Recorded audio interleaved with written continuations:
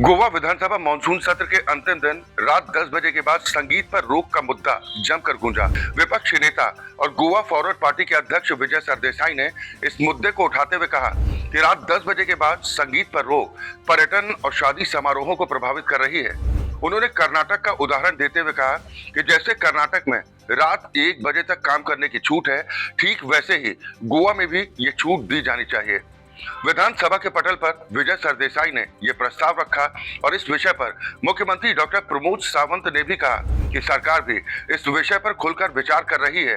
वो भी चाहते हैं कि पर्यटन, शादी समारोह और आतिथ्य क्षेत्रों में रात 10 बजे के बाद भी संगीत बजाने की इजाजत मिल जाए, बशर्ते ये कानून की सीमाओं के भीतर हो और पर्यावरण संबंधी शिकायतों को भी ध्यान में रखा जाए।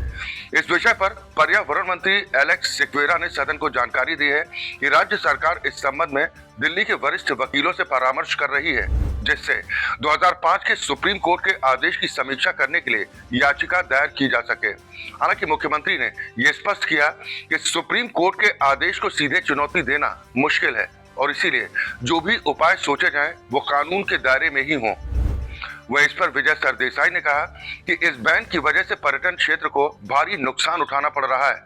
उन्होंने अनुमान लगाते हुए दावा किया कि इस प्रतिबंध की वजह से सालाना करीब 670 करोड़ से लेकर 1020 करोड़ रुपए का नुकसान उठाना पड़ रहा है। हालांकि इससे पहले भी राज्य के मुख्यमंत्री डॉक्टर प्रमोद सावंत केंद्र सरकार से साउंड नियमों में छूट दिए जाने की गुजारिश कर चुके हैं और बता चुके हैं कि इस बैन की वजह से टूरिज्म सेक्टर को काफी नुकसान उठाना पड़ रहा है। इसके साथ ही मुख्यमंत्री ने बताया कि सरकार नॉइज पॉल्यूशन रूल्स 2000 को संशोधित करने और विशेष प्रदूषण मुक्त मनोरंजन क्षेत्र बनाने पर भी विचार कर रही है, जिससे शादियों और पर्यटन के लिए रात के समय में संगीत बजाने की छूट सुनिश्चित हो सके। यानी कुल मिलाकर गोवा सरकार और विधानसभा के विभिन्न सदस्य, खास तौर पर विजय सरदेसाई, मांग कर रहे हैं कि रात 10 बजे के बाद संगीत चलता रहे, खासकर शादी समारोहों और पर्यटन संबंधित आयोजनों में।